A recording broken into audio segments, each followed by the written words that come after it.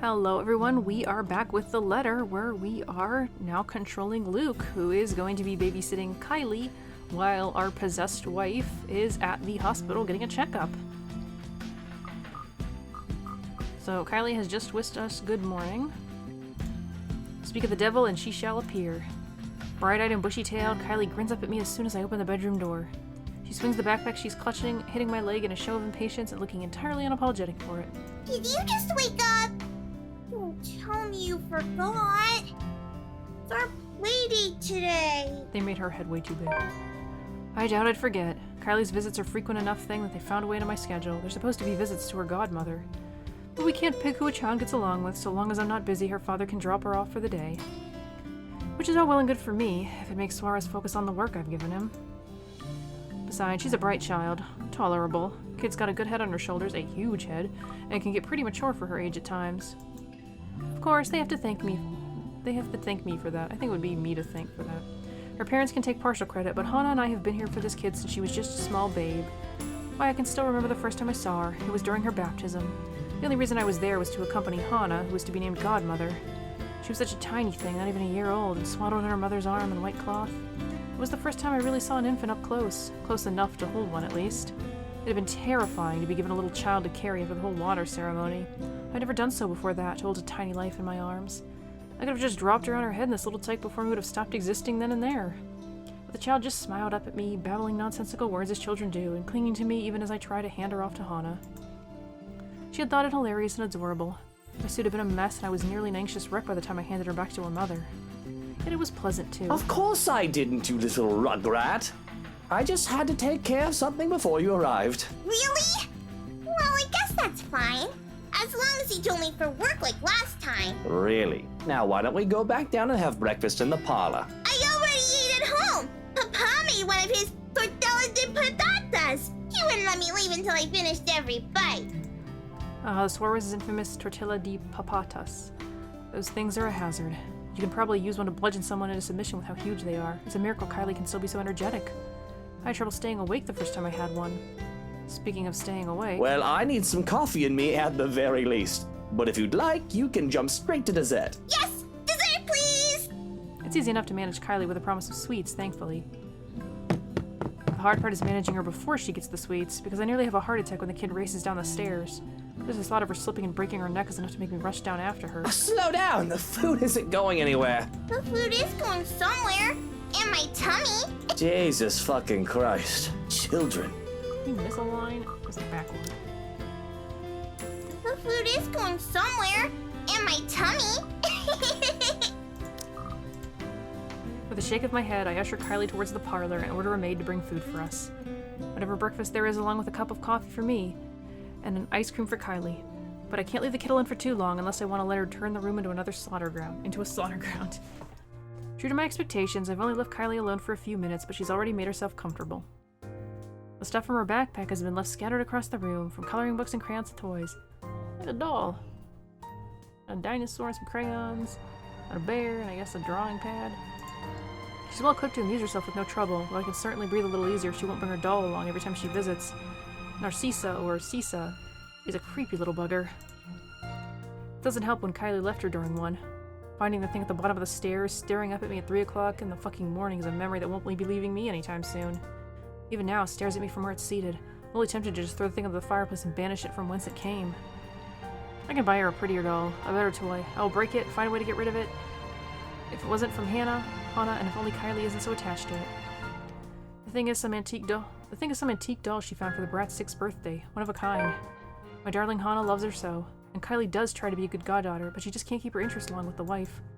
It's not something that Hana does wrong on her part. She does try so very, very hard. It's just that she doesn't quite know how to really handle children. She'd never been around other children when she was young, surrounded by protective adults who catered to her every whim and worried for her safety every minute. When she isn't able to keep up with Kylie, her first instinct is to be strict. Impose rules on the child, treat her as if she is made of spun glass, like every movement might break her. I at least have some idea from being around street kids. I know the games they've played and how they think. I know that scraps and skinned knees are all part of childhood. Even with how I grew up, I tend to be a child and not some sheltered heiress. With Kylie? As behaved as she can be, with her toys and her books and her arts, she has to use up all their energy somehow.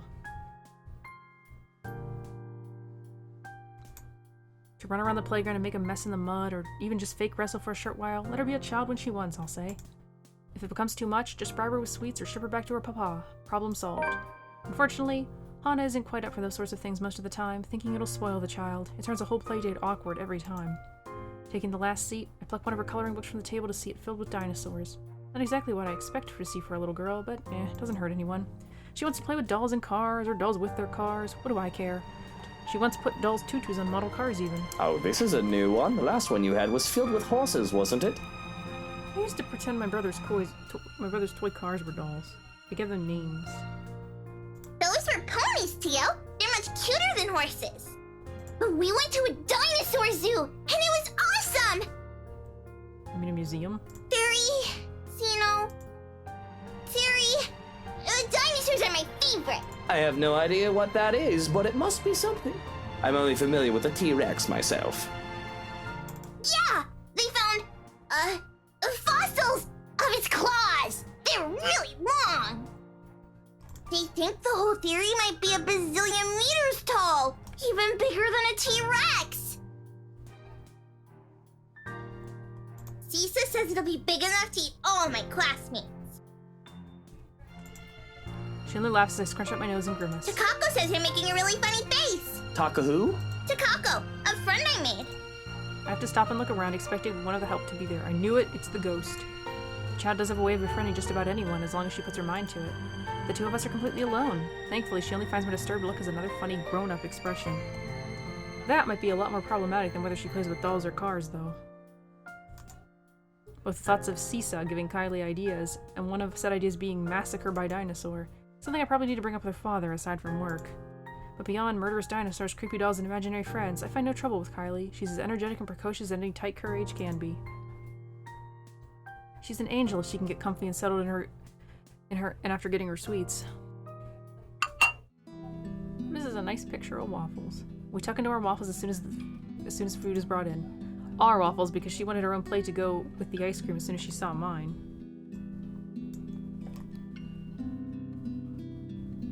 A fresh plate of berries is brought in as well, which really goes with the rest of this feast, as Kylie puts it.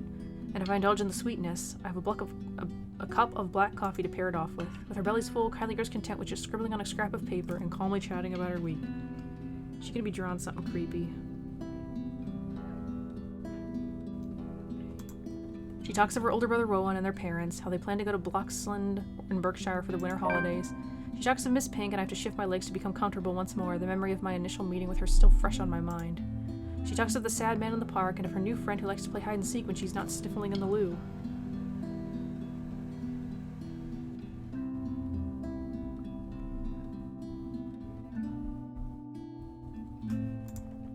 When, finally, she finds nothing new to talk about, she goes back to her drawings. That'll change as soon as her stomach settles, of course. Calm before the storm. Because behaved as she is right now, I can feel the curiosity just radiating off her. There's a restlessness buzzing under her skin and a question on the tip of her tongue, as they often are with children her age. But, for now, I can take this piece with no complaint for however long it stays. I have fun with the crayons as well, at the child's insistence, even if I can't really draw. With Kylie using the black crayon, that leaves me with the blue one. I absentmindedly start to draw a puppy to the best of my abilities. I hope they show us. It's as I attempt to give the doodle dogs another eye that Kylie breaks her silence. Tio? Where did Tia go?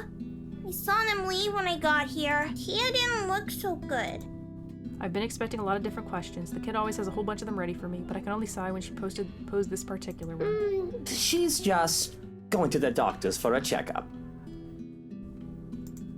And as kids go, there are follow-up questions. And you didn't go with her? And you should have went with her. Well, you were going to be here, sweetie, so I had to stay behind. So she's all alone?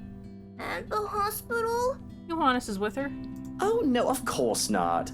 Tia has Johannes and her maid and a guard. She's got plenty of company.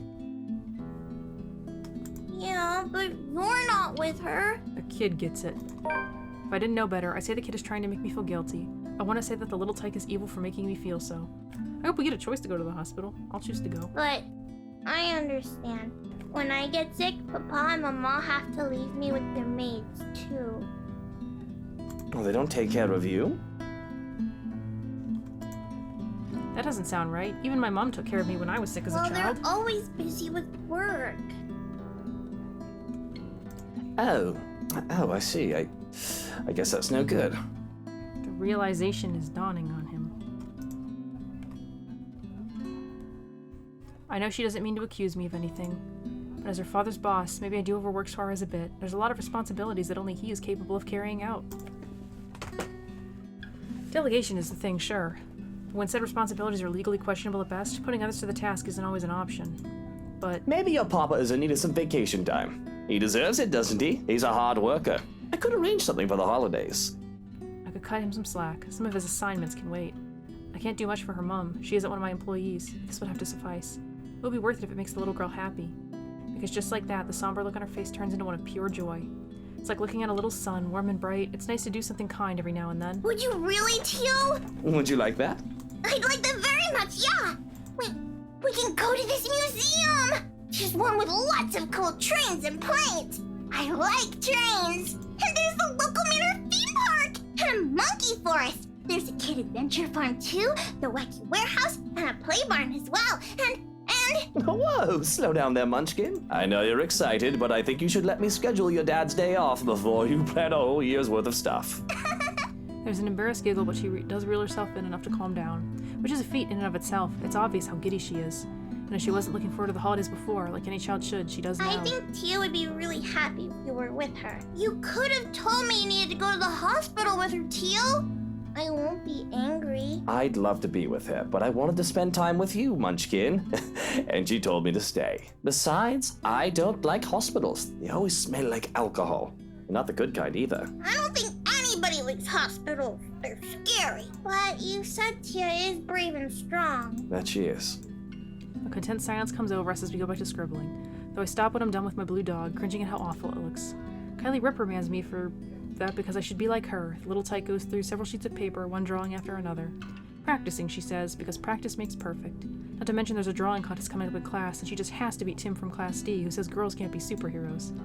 The clay gets a turn too, where we start sculpting food and pretend we're Michelin chefs. When we're too tired from tossing pizza and making cakes, there's no trouble in finding another activity more relaxing for the both of us. I find myself invested in reading the picture of Dorian Gray once more. Often I lose myself in the pages of the book. However, it is rather difficult to do so when I'm also trying to keep an eye and an ear out for Kylie. I've been reading the same paragraph over and over again even. Inexplicably, I can feel my skin crawl when the girl sits with Narcissa by the parlor's fireplace, humming, singing. Though I ignore it long enough to hear only the tail end of the song. Everything is up in flames, Jeez. up in flames, up in flames. Everything is up in flames, my fair lady. What is with this song?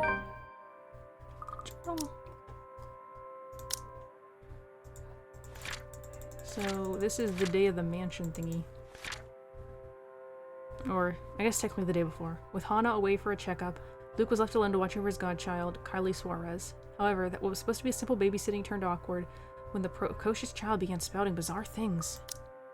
Like that song. I don't think I could spend any more time with Kylie considering how high-strung I feel. So it is a good thing that Suarez came for her as soon as I've called. Though it is earlier than the agreed-upon time, he voices no complaint. The bastard even has a look of relief as soon as they left. Or at least, I can interpret it as such where I've stood by one of the windows, not bothering to step out and greet the man. No doubt he still doesn't trust me around his spawn. Well, he has every right to be suspicious of me. I am a dangerous man, after all. But to my chagrin, that leaves me with the rest of the day with nothing to do. Go to the hospital! Well, aside from picking up the mess Kylie left scattered about in the parlor, we gonna find a creepy drawing? To my immense relief, she remembered to take her doll home with her this time. The same cannot be said of her crayons and paper littered here and there. I knew it. We're gonna find a creepy drawing. First things first, I snatch my own doodle off the table and rip it to shreds, leaving no hope that it will see the light of day. The rest of the drawings, all Kylie's, remain unharmed as I collect the lot. Though they have been stacked neatly on the table before, they must have blown about when I saw Kylie off.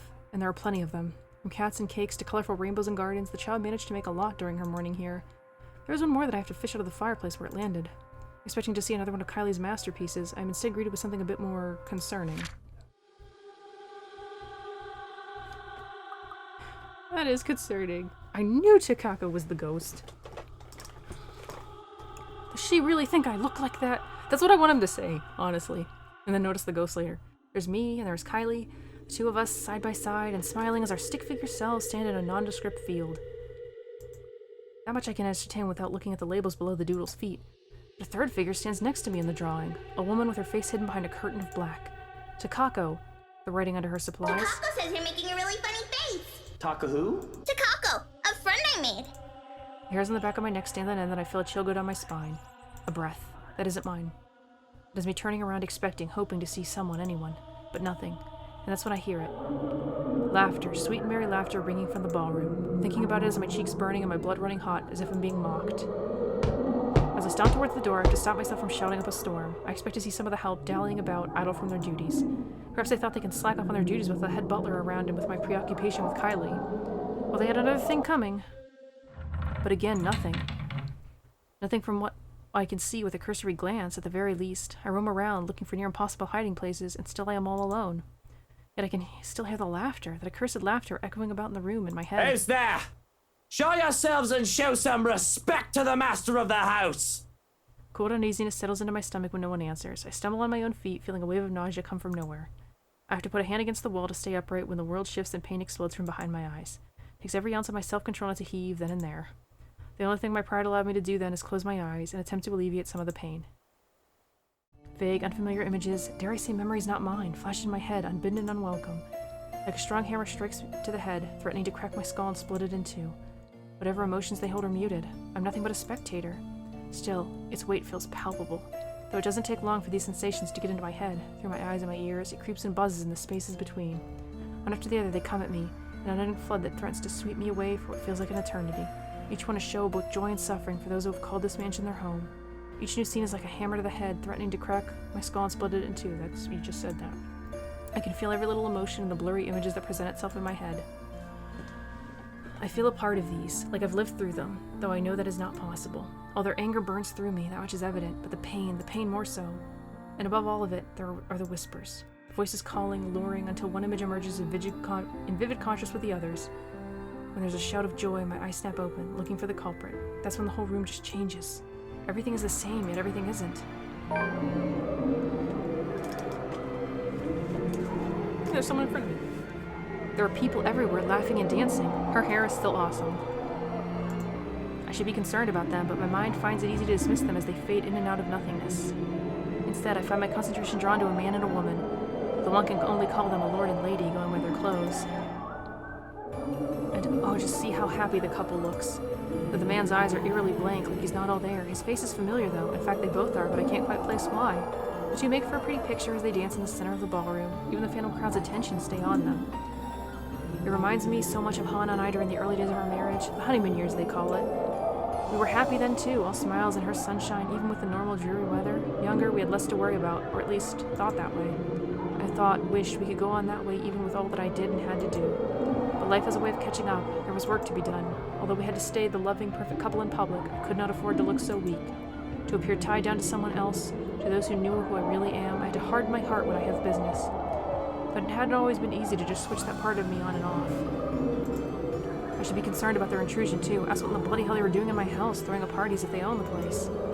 Ask myself how the fuck I didn't notice what was going on before, when the parlor and the foyer are both only a few doors away. But I have the feeling that yelling and screaming at them won't do much of anything anyway. None of the others have given me notice. I realize that this might not even be real. It dawns on me that these two are the people from the paintings, the ones all over the mansion. Which makes sense. I don't think I'm imaginative enough to make all this up on my own. This must be a dream. Or a really horrible high. Just then I can feel eyes on me as I contemplate the absurdity of the situation. Yet I find it difficult to tear my eyes away from the two dancing. I manage. And I regret looking away.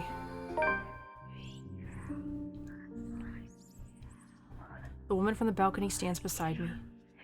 I can hear her rattling breath, menacing and chilling. Everything in me screams to run. Something pins me to the spot as she looks at me, watching and waiting. I don't think Luke's in too much of a danger dying right here. The clamor of their voices fills the ballroom. Although they say such welcoming words, I do not feel comforted by the madness I'm experiencing. Their joyous voices turn sinister and foreboding to my ears.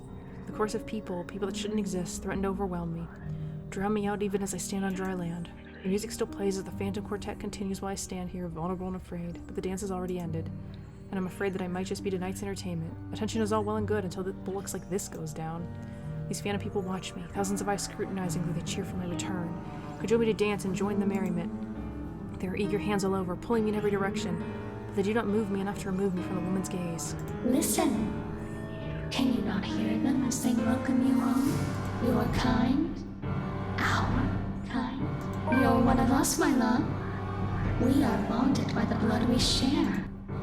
If If I thought the voices were overwhelming before, it is nothing compared to how they are now. Their voices are loud, speaking in unison, and echoing ever on in the spaces of my head. They welcome me back as if I've always belonged, as if I was meant to be here in the first place. They call me all these titles and names that do not belong to me. And that man's face, the one with the empty eyes, flashes again before me. Once, fleetingly, like a new memory having burned itself in my mind. I have to struggle for air when I come back to myself after. I'm not. This isn't. The welcomes turn into screams at my protest, pained and desperate pleas for my help, telling me that it is my duty to stay, telling me that I belong among them, to them. Gentle touches turn near threatening. The warning scratches and the baring of teeth by predators before they truly maim someone. My mouth goes dry as I struggle to speak some sense into this hallucinatory madness, but I don't get the chance as they drown out my voice. Our Lord, my Prince. At her words, there is a compulsion to stay. Though my heart races in my chest, the fear I should be experiencing refuses to register in my head. Mind and body war with each other, nearly tearing me in two. Oh, you finally returned to us. The compulsion to walk into her arms is strong. Whispers in my head tell me to go to her. They say that she is safety, she is home and heart. We have been waiting for so long. But repulsed at these thoughts, I wrench away and turn with a small gasp. Without hesitation, I start to make a run for it. I nearly falter when an angry shriek pierces the air, inhuman and monstrous. I don't dare look back, I just run. I don't care if this is a drug-induced hallucination or not. Just run. Out of the ballroom. And out of the parlor. It is only then that I bother to look back, hoping and praying to the God I scorn that it did not pursue me. I would have run all the way to the mansion too, if only someone didn't get in my way. I collide with a body much larger than mine and fall back to the ground, head spinning as I look up the stained glass. Let's check our journal. Alone, Luke heard voices coming from the nearby ballroom. When he decided to investigate, he was assaulted by memories not of his own. And at the center of it all, the same woman who had appeared to him the day before. Well, pretty much we're near where we left off with the others.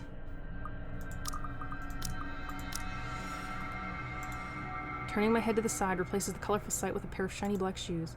Fatigue fills every inch of my being then, making me refuse to get up.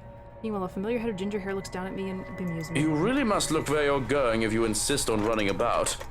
Do tell, where is the fire? Oh, thank God you're here. I do hope you don't have a concussion. Can you count backwards from 15 to 1 for me? Oh, fuck off, you wanker. Just help me up. I do not think insulting me if you do have a concussion is a smart decision. But no, really. 15 to 1. That woman, she was here. I told you to keep an eye out for her. The other man offers an arm and pulls me up to my feet then. But before I can storm off and pull him to the ballroom, he anchors me down with one hand on my shoulder and the other back touching the back of my head. No bruising or bump. That still does not mean that you don't have a concussion. If you are too lazy to count backwards, can you tell me your full name? Where are you currently? We don't have Lucille Mitchell Wright, and this is the Ermengarde bloody fucking foyer. But we don't have time for this. You must make and have the time to make sure you are not broken in the head. I have already sent security to scour the whole house when I saw you running out of the parlor, Dummkopf. If the woman is here, they will have her. You will only be slowing them down if you plan to interfere. When he points that out, I realize that there are guards starting to filter into the house as we speak, with some already searching the nearby rooms. Armed and uniformed men go about in pairs, making it so the house is in a flurry of activity. They let's go with me with the knowledge that I'm not going to kill over anytime I was soon. hoping that you would be tired from dealing with the young miss on my return. Instead, you come running and hit your head. Such a troublesome boy. Shall I be carrying you to bed, too? I can manage just fine on my own. Though I don't see how I can sleep until that woman is caught. How's Hana? It'll be easier to keep you safe in your quarters. This is twice we've known the woman to break in. I think we can safely presume that you hold her interest. He says it as a matter-of-fact tone that brook no argument. Not like I'll argue if it means I'm kept safe. The two of us hurry upstairs, though we remain watchful and wary of any potential threats to my person. We make it to the master bedroom without any trouble, though, and two of the security are left outside the door. No problems at all. Not until we get inside. Johanna's eyes scan the room wildly, a look of dread on his usually stoic face, and I don't understand for a moment. Looking around the bedroom, it's empty. Then I realize... Where's Hana? She came home with you from the hospital, didn't she? She's supposed to be here. I sent one of the maids to accompany her here, to let her rest. Where's Hana and where's the maid? I feel the color drain from my face when he raises a hand to stop me from charging out there. Stay. I'm not staying in here while Hana stays out there. One of the guards will find her and bring her here. And what if they don't? What if that woman gets to her first? What if she already has her? That's not possible. You can't promise that. There's no second thought as I reach under my side of my bed and pull out one of my knives. I have no doubt that the other man can take me on if we are both unarmed. But with this, a turn from escalating the situation and risking hurting either I'm of us. going out there to look for Hana. And you're either with me or you aren't. I'm not risking Hana, and I'm not leaving her alone. Still, like a stubborn mule, he refuses to budge from the door. There's a withering look on him that I try to match. One that, somehow, I am losing fast to, even with him not saying a word yet. Can you see yourself in the mirror right now? You are in no proper state to go looking for anyone. If it will make you happy, I will do the looking. But please, and don't make me repeat this, stay where it's safe, where security can find you. We already have one person to be worried about. Please don't add another one to it. Perhaps it is his tone. In spite of his general disdain for virtually everything that has to do with me, I'd like to think that over the years he has grown to care for Hana, at least. Much as I loathe to admit this, I trust him with her safety over any servant in this house. So, an acquiesce. You have 2 hours, Shirokin. I don't think it'll take that long to find one missing woman in this house. 2 hours. Any more than that, and I'm going out there. Of course. Despite his words, he lingers. If I didn't know any better, I'd say he wants to make sure I get in that damn bed and sleep before he turns away from me. What am I, a child? Watching me and treating me like one. There's the reason why we will never get along. Well, what are you waiting for? And the knife? The knife stays. Very well. Only then does he seem to get the hint. With a nod, he leaves, locks, and closes the door behind him.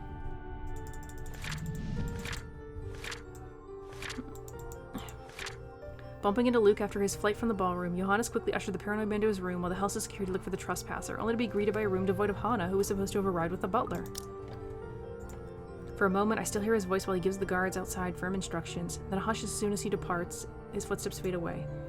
Well, that doesn't quite last. As quickly as the silence settles, lightning flashes across the sky, followed immediately by the loud boom of thunder. I wish we get some choices. I need to up my relationship with people. And that winker strikes so dangerously close that I can feel the electricity in the air. The power goes out not a second later, and I feel as if I'm being mocked by whatever greater power there is. All is deathly still for a moment, but soon the rain starts once again, far heavier than the light drizzle from this morning, its pitter-patter hitting hard against this place's roof. Despite the noise, I find myself drawn to my bed, exhausted, hoping for a little nap. I'm safe here. Hana will be safe too. Stroken will find her, and when I wake, she'll be here. It does not take long. Once my head hits the pillow, in a matter of minutes, darkness claims me, bringing with it laughters and whispers of a twisted love from a time long gone. Who are you? Stay away! Sweet dreams, my love. It'll be over soon. Oh. Well, they broke it at midnight, so... Yet, in spite of the unfamiliar voices and unwanted touches from shadows lurking in the dark, rousing is a slow, arduous process. Difficult, every limb heavy with lead. No matter my aversion for the words they murmur in my ears, or the sight of her horrid smile from afar, my body refuses to yield. I am at their mercy. Beyond fathomable reason, my consciousness refuses to pull out of the waking world. Refuses the pull of the waking world, choosing to linger in the pits of a dream, gradually drawing me deeper into unknown depths. Somehow, even if they might mean I may never open my eyes, I allow them. You do not belong there, my prince. Not that I mind getting a few extra hours, of course. The bed's more comfortable as it is. After an exhausting day yesterday, babysitting Kylie and the stress of finding an intruder in my own home, I think I deserve a little break every once in a while, especially after going through all that in a single day. I can only be on the receiving end so many unacceptable things within the span of a few hours, you know. As gracious a host and person I am, my patience has its limits too. Although there's still that problem with Hana. I haven't forgotten that, of course, but that's why I hired Stroken. He's competent enough. He won't even last a day in my service if he's any lesser than those half-wits who think they can deceive me with sweet words. He's more than capable of working on his own without guidance. The butler take care of that little problem with Hana while Hana. You do not need her. I am here. We are here. This is where your home is. Where you belong. For the blood we share. Come back to us. Creepy. How long has it been since? Johannes has never taken this long before. Surely there should have been an update by now. All right? So why isn't it there? Please don't go. Bloody hell, the cretins I've surrounded myself with. And isn't that enough reason to force myself out of bed? As it has always been the case? My eyes fly open, expecting the warm rays of sunshine filtering through the curtains, only to be greeted by a blinding flash of light and a loud boom of thunder that sound nearly too close to my ears. So we should be catching up to where the others are. Strong gusts of wind will occasionally burst in from the open balcony door, bringing in drizzles of cold rain into the room. Must have left it open earlier before dozing off. The carpet on the floor closest to it already drenched. Hannah's going to be cross when she sees this. Not that it's an immediate problem. If anything, it's this power outage we should be minding first. The intruder still at large, steering through this darkness might be far more fatal than multiple stab wounds or a gunshot to the chest. Oh, great. The power's still out. That is exactly what I need right now. Yes. It's the storm, of course. I should have moved back to the penthouse to weather it in a much more comfortable setting. Already I can hear the creaking groans of this old place as rain beats against the windows. Johans! Has someone been sent to check the circuit breaker yet? No answer. Johans? Silence. Shrokin! Someone! Anyone? Still nothing, and my cordial mood is quickly dissipating. Where are those idiots when you need them? It's really a wonder why that he hasn't fixed this yet. Was I really out that long? Can't be. It has only been a few hours after midnight. If the time on my wristwatch is anything to go by, unless I've forgotten to change it again after the last overseas trip a month ago. The delay is understandable if he went looking for Han as he promised. Bloody hell, my safety's also at stake here. Cursing, I stay still, letting my eyes try and adjust to the darkness while my hands fumble for my slippers. If that butler isn't going to fix this, I may as well order the security posted outside to do it. Probably just a blown fuse. Anyone with a brain can repair one. Grabbing my jacket and footwear finally on, I make for the door. Although in haste, I pause briefly when a gleam catches my eye. On one of my drawers, underneath the clutter I've yet to organize, the muzzle of a gun peeks out. Hana has never openly commented on my possession of it, but I know she does not approve of it, knowing the bloody firearms policy in this nation. Of course, I've not found much use for it in the 7 years we've been together, otherwise she would have already had it thrown out years ago. Doesn't mean it won't be used for it now. Without second thought, I seize it, sending the stuff piled above it onto the floor. Eh? Whatever. I'll get up later. This blackout problem should be resolved first. Right next to my missing security detail, as it turns Where out. the fuck did everyone go? There were two, weren't there? Shrokin had 2 blokes posted to stand guard for the night. I might be panicking for a bit earlier, but I'm sure I haven't gone delusional yet. What, did both of them decide to take a break because they think the master's already sound asleep and won't be looking for Damn them? nitwits. I know assassinations happen very rarely these days, and even less in a peaceful city like Luxmore, but bullocks! There's been a woman going in and out of this place uninvited who may or may not want to put a knife in my back. Isn't that enough reason to stand alert? I'm fairly certain Shrokin won't just enlist their help for this power outage, only to leave me unprotected. We have a difficult friendship, so to speak, but I doubt the man is an opportunist. I'm holding the lives of his family in my hands, after all. Ugh. Luke, you keep doing questionable things just when you start getting likable. He knows what I'm capable of doing. He's not stupid enough to do anything that endanger them and save only himself. I mean, if you're dead... like... So where then? Only my footsteps echo along the dark passage. I'm left gripping the hand of my pistol for some sort of comfort. A proper lighting, and with this storm still raging outside, the stories I've heard about this place seem to have some truth to them. Some. I'm reaching a wish to entertain myself for a bit. I'll say there might also be ghosts whispering in my ears, calling. Of course, it's just the wind and the trees rustling outside. Nothing good will come of allowing these thoughts to linger when problems are piling up in front of me one after the other. Especially with what greets me once I get to the foyer. Though it's dark, the large windows illuminate the area much more easily than any of the other rooms. And from where I stand at the top of the stairs, I can easily make other forms, recognize them even. It's often crazy when these intruders come into my house. I'm no stranger to a cop playing dirty. The smart ones knew that neither life nor criminals are going to play fair. And if one of this Wog's sort is in on this, I'm not surprised too. But Lily, the estate agent, she doesn't seem the short. And Daisy too? What will Kylie think of her Miss Pink if the poor tyke finds out about this?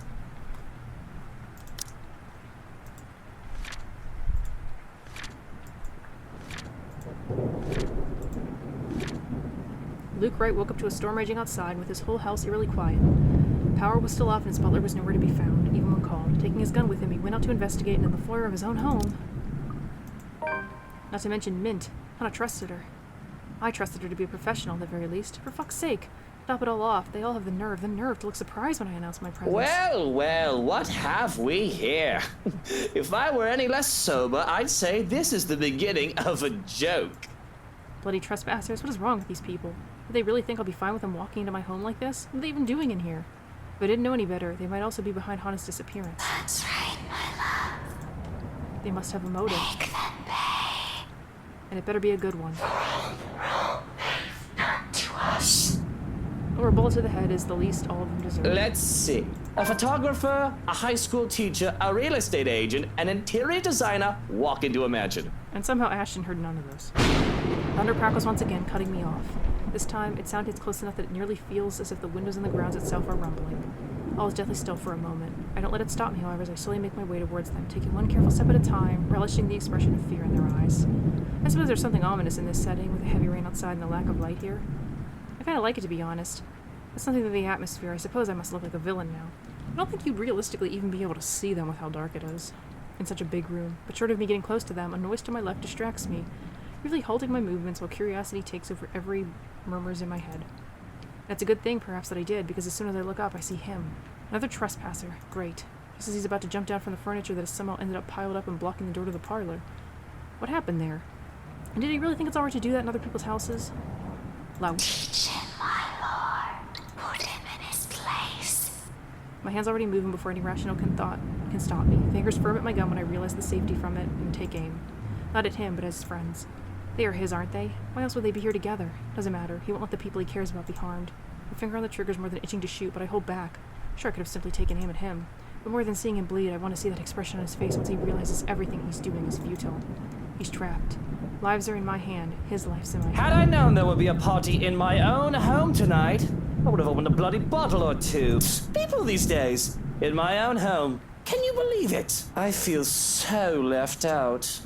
I can tell the exact moment the realization dawns on him. A short second of his body freezing and blood draining from his face. As soon as his feet hits the floor and he looks up. He's already a prey trapped by his own recklessness. Pathetic. And really, Daisy, even you, what would Kylie say? Luke, this isn't what you're thinking. You have to listen to us. There's something going on here. Well, obviously, why else would people be trespassing in my home? What about little Lily over there, then? What's your excuse? Checking back if your clients are doing okay? Is that it? Is this what this is? Oh, we're doing good, by the way. Sir, please. Oh, please, what? Becca's right, sir. We need to get out of this place. You need to leave. Not a good enough excuse, darling. You people are the ones who need to get out of my sight. Don't worry, I might consider pressing lighter charges for the woman. Can't say the same for the rest of you, but really now. I swear the people of this city need to be taught the meaning of privacy. This is how you want to start the week. Why don't we just go with a bloody massacre if we want to surprise people in their homes, huh? It's just a passing remark, of course. Not stupid enough to do something that'll bring negative attention to myself. Reputation and all that, I just can't risk it. Thought of having dead bodies here, ones that I'm not even responsible for? They're the ones who trespassed. It's already quite too much. It'll literally be overkill, especially for someone like me. Nevertheless, joke or not, Feathers wastes no time drawing his own gun at the slight wave of my own, even if he knows it's already too late. Still, he glares at me. Still, he fights back. Now, Feathers. Manners. You're in no position to be pointing that gun at people. There's no desperation in him like I'm hoping, just an annoyance flickering shortly before being hidden underneath the challenge. The likes of him are the kind of people I hate the most. Even with their failures already glaring down at them, mocking every worthless move they make, they have the impudence to stare people in the eye. Why don't you put yours down first, and then we'll talk about manners. Oh, he talks back. The gall! You know, your kind pisses me off so much. Annoying most of the time, like a damn pest you can't be rid of. But to some degree it is. Commendable. I'll give him that. After all, we're almost the same in that regard. Almost. I'm still the better person, of course. She tells me to put the gun down, but I see no reason why I should. I'm a homeowner in defense of my own home. I have the right to, I'd like to think. Questionable permit of firearms aside. It's not like I wanted this, but I'm already high-strung and their presence does not help. Bloody peasants. I can never seem to figure out how their minds fully work. Take this one, for example. Despite the pride brimming in him, how he matches my glare with one of his own, he simply lowers his pistol after a long second, not in surrender. The tense set in his shoulders tells me as much. The closest thing he can get to lowering his own ego in favor of something I can't quite place. Interesting. Gotta admit, I'm almost disappointed. As you should be, my lord. I expected him to hold on until one of us shoots the other. Can't say it'll be more exciting that way. A bullet inside any part of my body isn't something I'd like to have on a bad day like today. Or any day for that matter. It'll surely be predictable of him. And I'd like predictable. They're the kind of people who are the easiest to deal with, no matter the situation. With them, there's no second guessing what they'll do. He shoots, I shoot, one of us dies, the other walks away. Nothing complicated.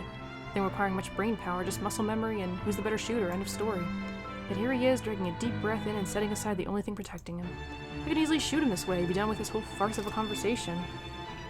But we still got time, because we're getting to the part where we left off. Instead, I find myself listening. A concession, for a person who, in another life, would have also become the person I am today had the circumstances allowed it. Damn shame. We might have gotten along. Listen, right. I need you to... But alas. You broke into my house, and somehow, you expect me to listen like a good little boy. Are you a bit touched in the head, Feathers? I'm not the one breaking laws here. You illegally own a gun. Look here, fucker. If I wanted you dead, I could have done it so many times already. In fact, I can easily shoot you down right here, right now. Ashes being stupid. And you won't be able to do a damn thing, even with that gun. A meeting of two prideful blokes will never go well. Whichever Lifetime it is. And I can only laugh at his audacity, his lack of shame and fear even facing the business end of my You pistol. know what I'm thinking right now? In another lifetime, we would have probably gotten along well. The best truth I can offer him. Not many people, those who have slighted me in particular, live this long to see it. And he should be grateful. You're already gracious enough, allowing him to stand in your presence like this. Yes, especially when he has a lot to answer for. Presumably right now, because as generous as I've been so far, my patience has its limits. My amusement can only last for so long. In 2 steps, I'm standing in front of him, grabbing him by the collar and resting the cold muzzle of the eagle against his temple. Ashton! Luke, no! Hey, now you two, I'm sure we can all talk about this first. He'll end up a pretty smear on the wall this close. Teach this loud a lesson. What is it that you people really want with me? This is the 2nd time this week, and I'm really getting weary of this little game. Did the NCA send you to apprehend me? Or has somebody paid you off to kill me? Which one is it, Feathers? Mind you, my arm's getting tired. Better answer quick if you don't want to beat the business end of this gun. And he knows it. Of course he does. Human or not, he has been trained, judging purely from his stance. But not many bother to be as cautious as him. One glimpse at my handgun safety earlier is all it took for him to see I mean business. Similar. Too similar. We're too alike in so many little ways it's funny. Down to the fact that he doesn't even flinch no matter how heavy the threats in my words are. Even knowing how one flick of my finger on the trigger will be enough to end his sorry life. Should have caved in by now, started begging like so many others before him. Instead, he throws more vitriol, adds more kindling to a fire already burning. I'm not with NCA. I'm just here to help. There's something else in this house, and we're all in danger. You have to believe me, right? You need to let us go. You need to get out of here before it's too late. If you want to keep your sorry ass alive, you'll listen to people with more brain cells than you. Igniting it further that I can't help but return it with him to him with equal fervor. That one's not voiced? We don't need him, my love. Why, you insolent! We both decide to move in that moment. Him holding that gun looks really weird. Both our bodies tensing, each of us racing to get ahead of the other. However, before we can even get a head start, a voice unexpectedly rings above the chaos to ensue. Hannah? Oh, Luke, darling, my love. What do you think you're doing out here this late? The woman that stands there is the one that I married, the love of my life. So why is that look she gives me now makes me feel so revolted? Makes it so that there is a general sense of wrongness in the way she smiles at me. Hannah! Oh, thank goodness, it's just you. Oh, you gave me quite the fright. We've been looking all over for you. Saying this makes my tongue feel heavy. I'm so used to lying, to putting on a face, but this just feels so wrong. It's such a small lie, yet a big one at that. To be afraid at the sight of my own wife for no apparent reason is illogical, yet her mere presence has been disturbing. From her suddenly devoted and near-dependent nature, her obsession and possessiveness of her strange way of speaking, something has been wrong with Hannah as of late. I didn't want to admit it, but it's almost as if she turns into another person overnight. And looking up at her now only seems to solidify this. It's almost as if I can't recognize my own wife. Fetch me! Whatever for, my prince? Did he say fetch? What has he been looking for? Look, that doesn't matter right now. You need to get out of this house right now, alright? Stay in the penthouse for a while. Leave our home? What if I wish to stay? It's not safe here, darling. Now is not the time to explain. Just listen to me. Okay, Buttercup? I hold up my hand to her in the hopes that she won't ask any more questions. I shove away the ill thoughts I have about her, about how this is not the wife I've married. People change and now is not the time to have some sort of existential crisis about it. Our safety is priority right now, and I'll feel better about all this as long as I can have her by my side. But she barely budges from her place atop the stairs, let alone take my hand. And the way she looks at me just sends chills down my Why spine. should I? Is something the matter? What about you? Are you not coming with? What was I supposed to say? Where to even start? Maybe just confess there's some crazy lady roaming around, and I'd really like it if we just stayed safe. You just need to leave for a while so I can let security sweep the place. And someone has to be there, yes? To supervise and all. That'll be my job, Buttercup. Still. Nothing. She doesn't move from where she stands, still with that amused grin on her face, as if this is all some funny joke and she's the only one who can see the punchline. But I do not wish to leave. And you should not either. You've just arrived, my prince. This is your home.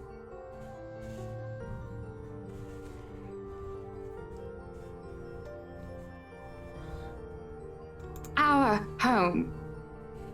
Would you really allow others to drive us away from it? Get out of my wife, lady. Be that as it may, it is dangerous here right now, and I'd rather have you safe than, oh, I don't know, comfortable or whatever argument you wish to bring up.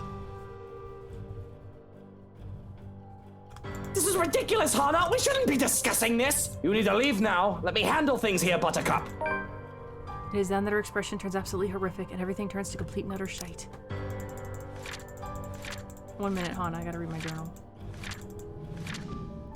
Although baffled and disturbed by Hana's odd behavior, Luke tried to urge Hana to leave. She flatly refused, and when Luke angrily insisted, it was then that the whole house shifted before his eyes.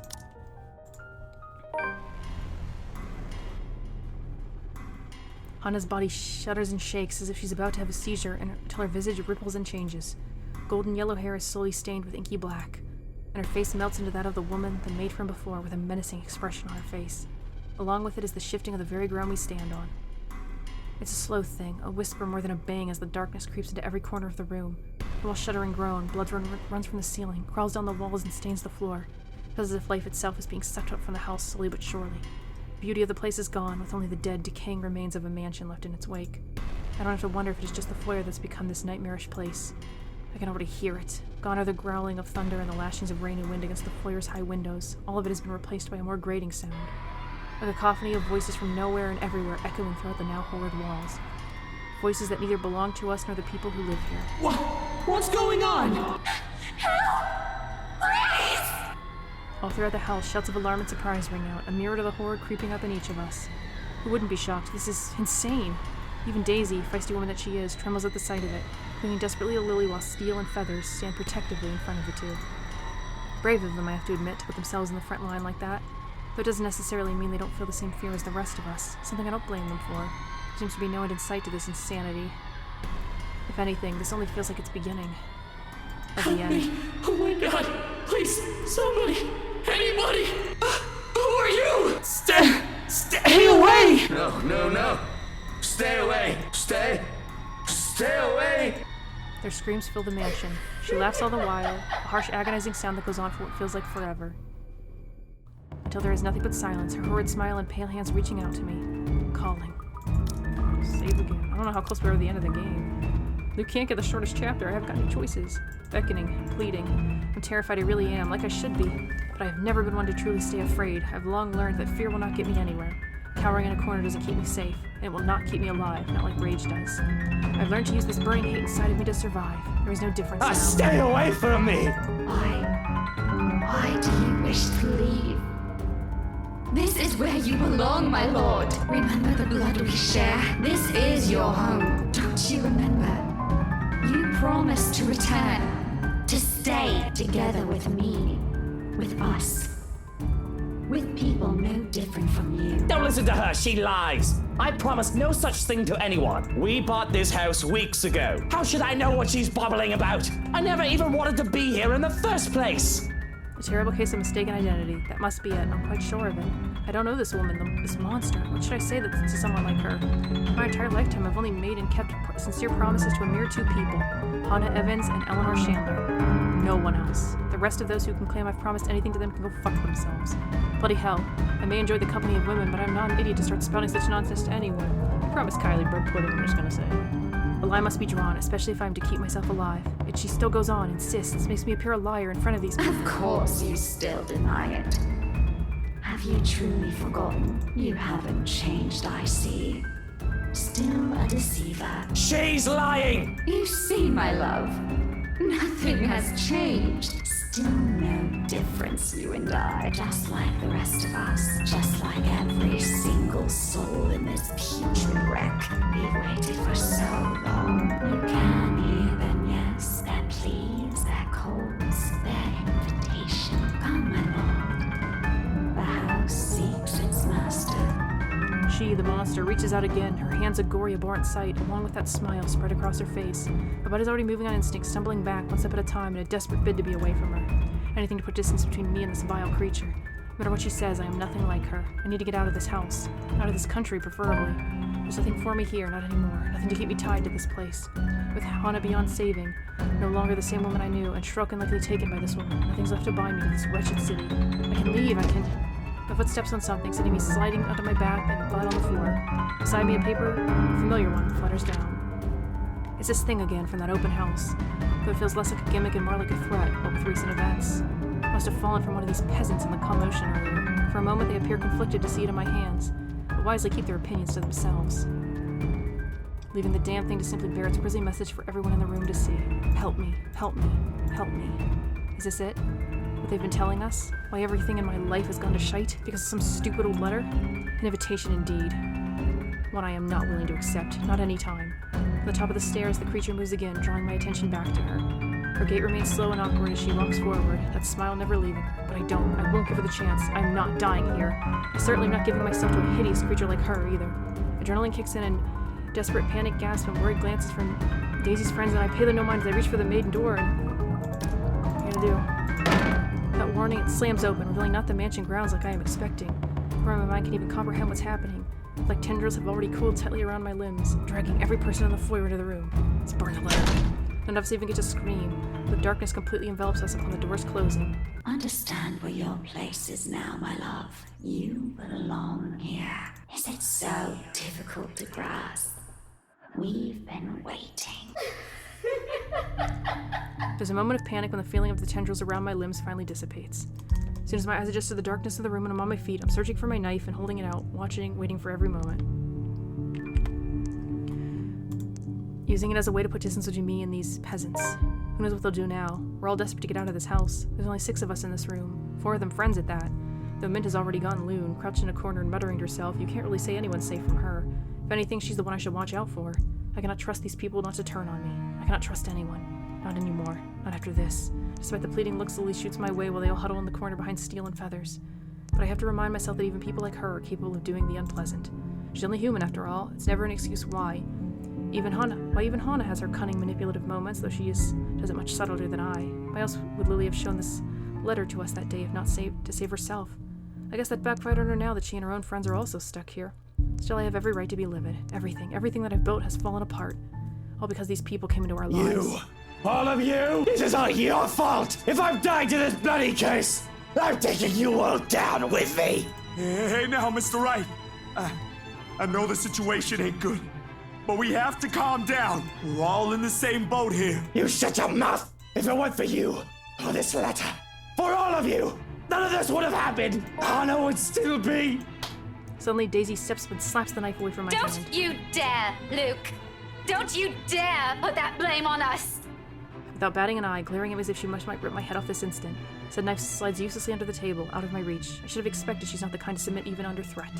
Right now, all of us appear smaller, facing her anger. Last I checked, we're the ones trying to do the saving here. And what about your friend over there? Are you saying she is responsible for this mess?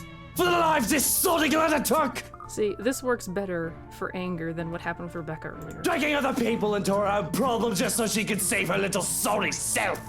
You think I haven't seen that before? Getting real tired of your double standards, Daisy. You know this curse is an entirely different issue, Luke. Because, knowing you, I don't doubt that even without that blasted letter, you would have eventually... Rebecca, stop! All of you stop this! To hear Lily speak out loud, I can't say I'm not surprised. She has always given me the impression of someone so meek from the moment I've met her, either from her inexperience or her station in life. She has never struck me as someone fitting to be a real estate agent. Until now. Quietly, she puts herself between me and Daisy, cutting whatever scathing words we've yet to hurl at the other. The way she glares at me reminds me a little of the way my own mom would look at me. Particularly when I've done something wrong, and it's not a stare she's unused to showing. She has done this before, probably to a younger sibling. Huh. She only sees us now as a pair of squabbling kids and not too mature adults. Well, that's only to be expected. No doubt that's how she sees us. For a long moment, there's only silence in the room. Steel, the big oaf, doesn't even dare break it, neither does Feathers. Both merely watching us. Bunch of wimps, these men. Not that it matters when Liz starts speaking again, after some of the anger and tension is lifted from the room. Stop this, please! With or without that damn piece of paper. A deep breath. An exhale. And then she closes her eyes, a crease forming between her eyebrows while she grips her hand tightly in front of her. We still would have ended up in this mess. The atmosphere that descends in the room right after that emission is anything but pleasant. Can I call it that, an emission? It seems like from the way her eyes nervously flick between her friends and I. She appears to know more than she lets on, and how she makes herself appear smaller after dropping that bomb on us doesn't sit quite well with me. Impatience is something I don't have the luxury of having right now and bestowing upon other people. What else does this girl know? What else is she not telling us? Because from the looks of this, even her friends have no idea what she's talking about. Unwilling to wait, I grab her arm before she retreats without explanation, waving the letter still in my hand in front of her. Ow! Sir, you're hurting me! Hey, hands off her, right? Fuck off, Feathers. I have questions for your friend, and she better have the answers. What does she know? Luke, will you stop taking it out on every single person? Your friend is hiding something, Daisy. She struggles for a moment, but my hold eventually forces her to look up at me. Fear and uncertainty spread across her features, especially when her eyes land on the damned paper. As much as I want to be considerate right now, I want answers. What do you mean, Lily? I'm not sure about it. Don't give me that, you know something! Ow! Please, sir. I know the paper's useless, okay? At the mention of the letter, all of a sudden, Mint stands. I've almost forgotten she's here. Her ramblings have faded away in the shouting. Without warning, she snatches the paper out of my hand. It's a miracle it didn't rip right then and there, but the way she glares at it, I think she may want to do exactly that. We should have gotten rid of this thing! We should have burned it at the first opportunity we got! No, even if we rip it to shreds, it won't do anything. I think... You don't know what I've seen, Santos. There were children! Victims! All because they had no idea what this thing will do to them. Oh God, those poor souls! They were screaming and begging before she... Then what about those people they mentioned in the news lately? All those who died? My coworkers? The open house clients? None of them had seen it. Even Rose. And yet they're all dead. I should know. That letter has been with me since I picked it up. There could be more than one. And I swear I didn't make copies of this thing. Even if I wanted to save myself, I wouldn't do that to my friends. Or anyone. Is that what the trip to BRC was for? Yes, I'm sorry. I couldn't tell you guys until I was certain. None of you believed me the first time. I had to find proof. And yet we're all here! Are you taking me for a fool, Lily? I have to go with whiskey on this. Who knows how many has already seen this before you found it? This cursed thing has to go! We would have ended up here either way. Maybe? I really don't know. Sir, please. All I know is that paper isn't the reason why all of this is happening. There's something else that... This place. Steele has been quiet this entire time, but the sound of him talking, however whispered it is, still managed to catch us all off guard. We all pause, turning to him with likely the same questions in our minds. What? I just remembered something a friend told me. You know, stuff about ghosts or curses. You probably don't want to hear Have you it. seen what's going on? No! It might be something! What about this place, Zach? There's still a moment where he hesitates, but Lily's urging eventually spurs him into speaking. Remember what I told you the last time you and Ash visited? A few days ago? So, I hate to end this part here, but I don't know how much longer we're going to be going, and this part's already nearly an hour. So, everyone's still technically alive. I'm still hoping we can save Hana, but thank you all so much for watching. Please leave a comment, and I will catch you next time. Bye!